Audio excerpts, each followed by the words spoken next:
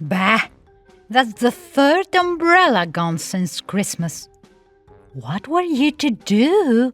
Why, let him go home in the rain, to be sure. I'm very certain there was nothing about him that could spoil. Take cold, indeed. He doesn't look like one of the sort to take cold. Besides, he'd have better taken cold than take our only umbrella.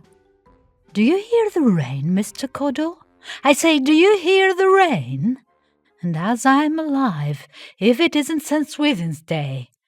Do you hear it against the windows? Nonsense! You don't impose upon me. You can't be asleep with such a shower as that. Do you hear it, I say? Ah, you do hear it. Well, that's a pretty flood, I think, to last for 6 weeks, and no stirring all the time out of the house. Pooh! Don't think me a fool, Mr. Caudle. Don't insult me. Return the umbrella. Anybody would think you were born yesterday, as if anybody ever did return an umbrella. There, do you hear it? Worse and worse. Cats and dogs, and for 6 weeks. Always 6 weeks. And no umbrella.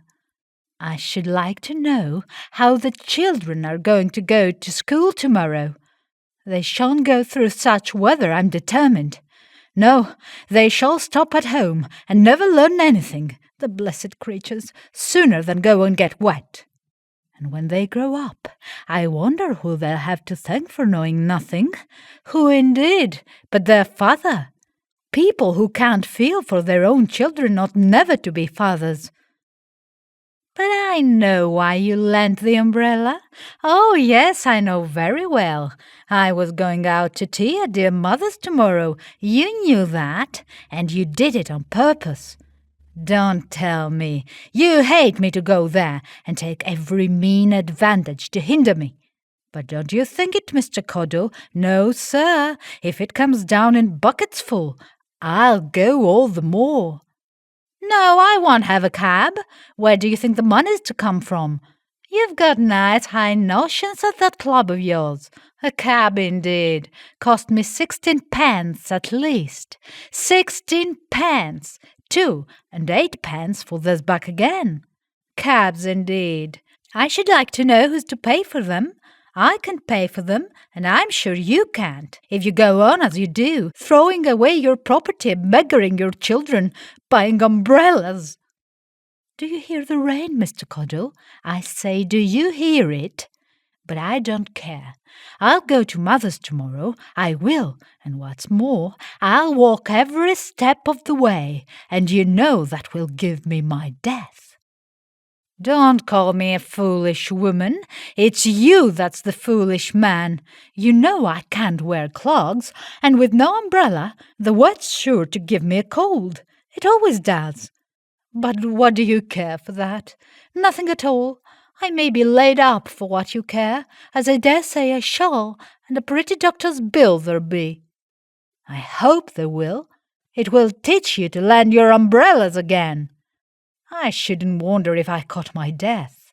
Yes, and that's what you lend the umbrella for, of course. Nice clothes I shall get, too, traipsing through weather like this.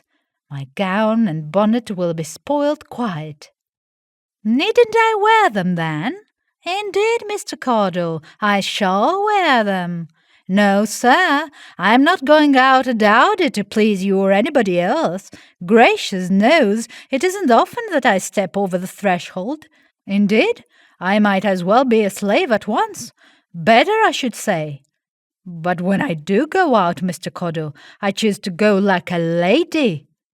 Oh, that rain, if it isn't enough to break in the windows.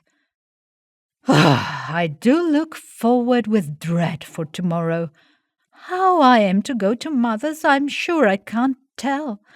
But if I die, I'll do it. No, sir, I won't borrow an umbrella. No, and you shan't buy one. Now, Mr. Caudle, only listen to this. If you bring home another umbrella, I'll throw it in the street. I'll have my own umbrella, or none at all. Ha! And it was only last week I had a new nozzle put to that umbrella. I'm sure if I'd have known as much as I do now, it might have gone without one for me. Paying for new nozzles, for other people to laugh at you. Ah, it's very well for you. You can go to sleep. You've no thought of your poor patient wife and your own dear children. You think nothing but lending umbrellas. Men, indeed, call themselves lords of creation. Pretty lords when they can't even take care of an umbrella. I know that walk tomorrow will be the death of me. But that's what you want.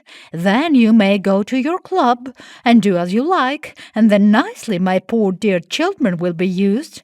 But then, sir, then you'll be happy. Oh, don't tell me. I know you will. Else you'd never have lent the umbrella. You have to go on Thursday about the summons. Ah, and of course you can go. No, indeed, you don't go without the umbrella. You may lose the debt for what I care. It won't be so much as spoiling your clothes. Better lose it. People deserve to lose debts who lend umbrellas. And I should like to know how I am to go to Mother's without the umbrella. Oh, don't tell me that I said I would go. That's nothing to do with it. Nothing at all. She'll think I'm neglecting her, and the little money we were to have we shan't have at all, because we've no umbrella. The children, too, dear things, they'll be sopping wet, for they shan't stop at home. They shan't lose their learning. It's all their father will leave them, I'm sure, but they shall go to school. Don't tell me I said they shouldn't. You're so aggravating, Caudle. You'd spoil the temper of an angel. They shall go to school, mark that. And if they get their deaths of cold, it's not my fault. I didn't lend the umbrella. At length, writes Caudle, I fell asleep, and dreamt that the sky was turned into green calico, with whalebone ribs, that, in fact, the whole world turned round under a tremendous umbrella. You've been listening to the story Mr. Caudle Has Lent an Acquaintance the Family Umbrella, from Mrs. Caudle's Curtain Lectures by Douglas Jerrold, read by Nayanomiko.